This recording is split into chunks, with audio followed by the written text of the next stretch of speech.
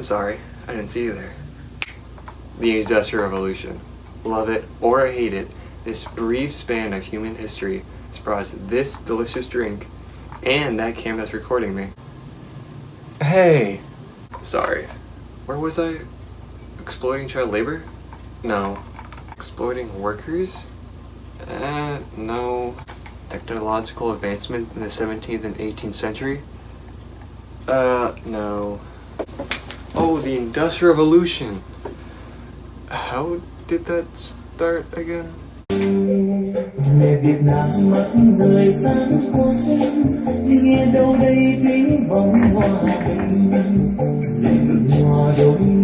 crap.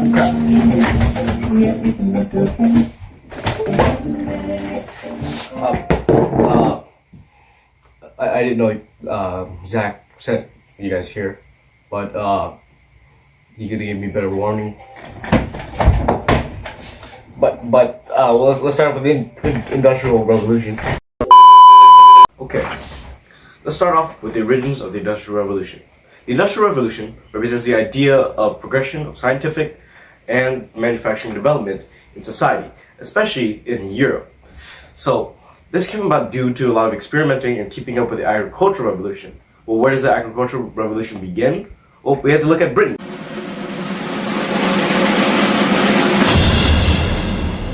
The Industrial Revolution in its early stages was primarily seen in Britain. One of the main reasons is the agricultural influence in Britain. During this time period, English farmers were continually adopting new ways of farming. British farmers were now able to produce food and work more efficiently with a small workforce. This resulted in high abundances of crops, low food prices, and now people are not able just to spend only money on food, but buying manufactured goods as well. So I can buy. Yeah, you can. So I can buy this and this. Of course, do whatever you want. What about this, and this? Yeah, you now have money to enjoy as many croissants as you want. Yes! Smaller workforce also took a toll on the laborers. It created an issue where many laborers were let go from working in the farms and they have to find a job elsewhere. So wait, where do I go to work? Well, the potential laborers for the farms now became potential factory workers. So, go ahead and go to the factories. Well, will the job pay well, and will the working conditions be okay? No. It will suck. You will be in terrible conditions. And so will your kids. More on that later. Good luck, though. Oh, come on, man. The primary reason why it was mainly occurring in Britain was due to the country having certain advantages compared to other countries in Europe. Totally, not Germany. In Britain, experimentation and works of machinery and other developments were extremely encouraged and sponsored by the British Royal Society of Arts.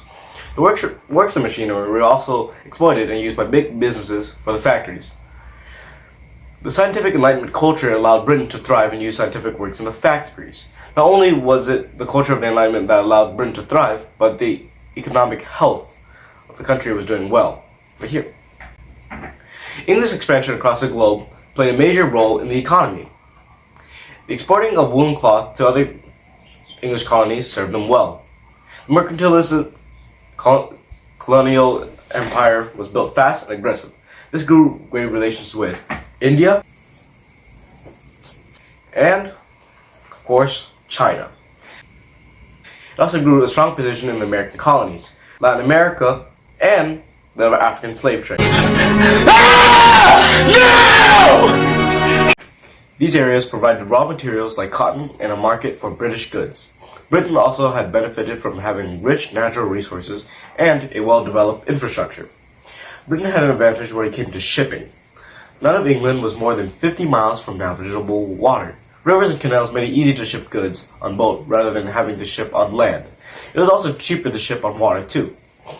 Britain, when it came to natural resources, had rich deposits of coal and iron, which will play a critical role in the Industrial Revolution.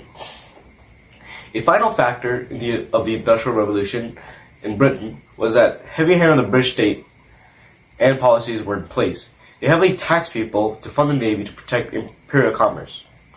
I just made $12.50 for the entire month. NANI?! Hey, you know what money you just earned? Yeah. Well, I'm gonna take 40% of it so we can fund the Navy, and it's totally not gonna go into my pocket.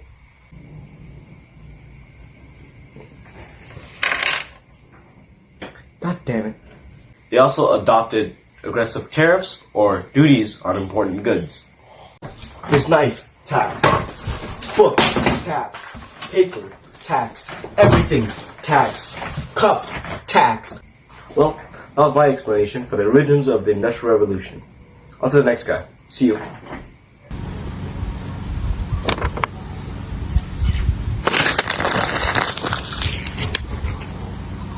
If you've just received that letter like he just did, chances are you are an exhausted farmer like him who's moving to the city because the countryside can no longer support his livelihood.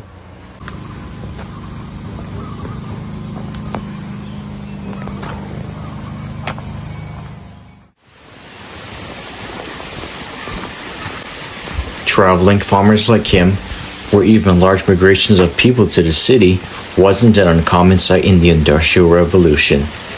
The economy itself, especially in England, no longer had to rely on slaves or unskilled labor to keep its gears turning. This shift from a traditional labor force to those of skilled professions had ignited the flames of the modern era. This brought on inevitable change to everyday life that most people will be aware of. Small towns around coal and iron mines marched into cities overnight. A settlement like this could transform into this. The standard of living began to increase, and at the same time, the mortality rates in children began to decrease. There were more employment opportunities due to factors becoming more widespread, and wages would continue to increase little by little, with skilled labor not trailing too far ahead.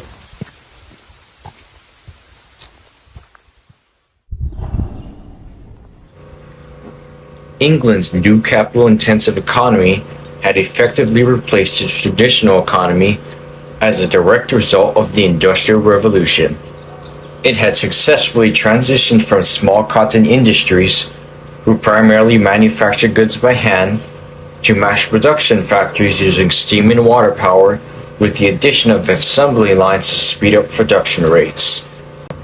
This would come at the cost of a limb or two, quite literally, but it wouldn't be the Industrial Revolution if it didn't have working conditions that could make prison look like a five-star hotel.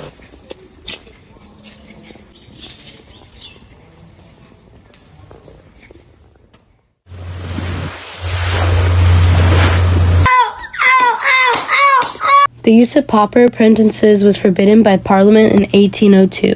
This led to more textile factories being built that could use steam power instead of water power. This attracted many workers and even families.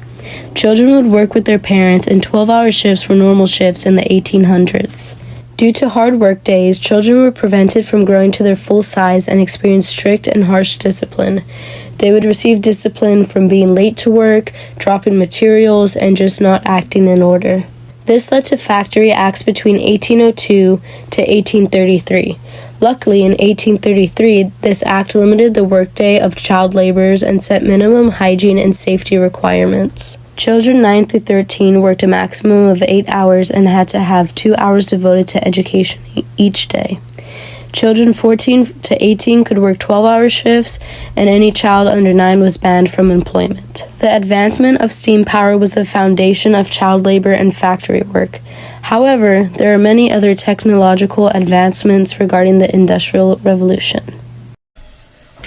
Oh, it's my turn. Little cat, you stole my seat. Okay, 1 second, I'll go grab one.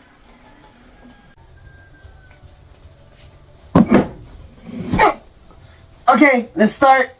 Welcome to a brief history of the Industrial Revolution. Prior to the Industrial Revolution, most goods were produced by hand in small workshops like this one or on farms, but everything was about to change. In towns across England and the United States, a series of extraordinary innovations would alter the way people lived and worked for the next 150 years. During the Industrial Revolution, new technologies and techniques were developed that allows for mass production of goods in factories like this one. One of the key factors that contributed to this revolution was in the invention of the steam engine. Invented by James Watt in 1775, the steam engine made it possible to power factories and mills with steam, instead of relying on water or wind power.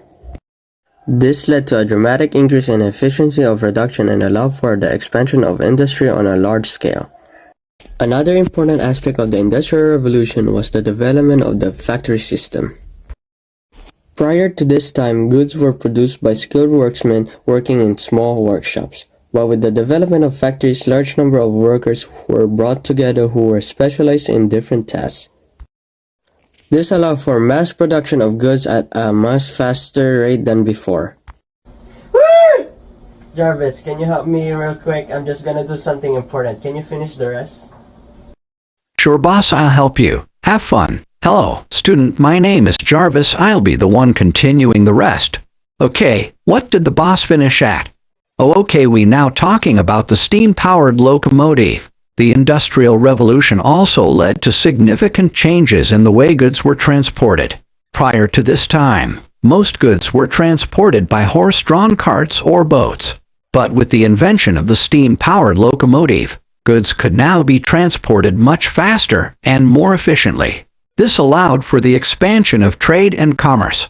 The industrial advancements in Britain during the Industrial Revolution led to significant economic growth and improved living standards for many people. However, it also brought about social and environmental changes that had negative impacts on the lives of the working class and the environment. The Industrial Revolution marked a turning point in history, and its impact can still be felt to this day. It changed the way goods were produced, transportation, and it ultimately led to the modern world we live in today. Hi, boss, you're really doing something important right now. Yeah, I was just doing my research on the Industrial Revolution. I'm not going to my Instagram right now. Hey, boss, I trust you, but I just finished what you asked me to do. Wait, what? You finished already? Could have finished it by myself. Okay, but thank you though. Bye. Goodbye, boss. Well, that's done. Let's rest a little bit in the fireplace. 1 hour later. Well, this ends our little brief summary. It's important to remember while the Industrial Revolution brought about many advancements, but this is not my topic to talk about, so let's switch to our capitalist friend who might be having a working problem right now. Agreed. Wait, what? Good heavens! Workers of the world, unite! Send this man to the mines! Wait, stop. Shoot.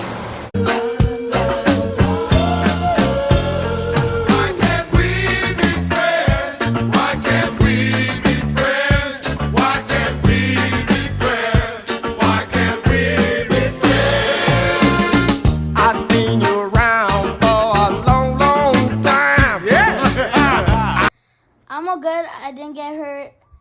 She hit the couch. Perfectly fine. And